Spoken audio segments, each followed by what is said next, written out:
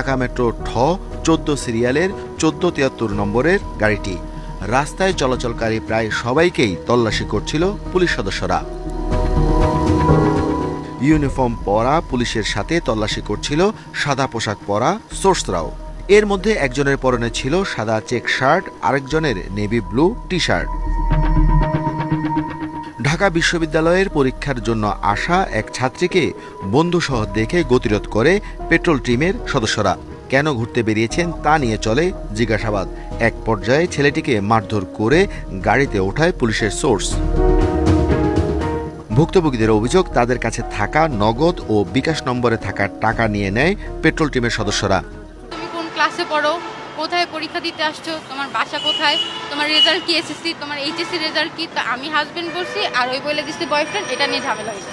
এমনি আমার বলছে যে টাকা পয়সা আইনা দিতে, আমি আর ইয়া করে দিইনি কিছু। টাকা চাইছে একজন 15,000 টাকা, আমি টাকা এত টাকা ভাই মুখে কারণ আমি কালকে ঢাকা আসছি। বাইরে কি কি যেন কথা বলছে, উনি বলছে এক কথা, ভাই বলছে এক কথা। পুলিশ তো গেটের ভিতরে লয়ে গেল ওনারে।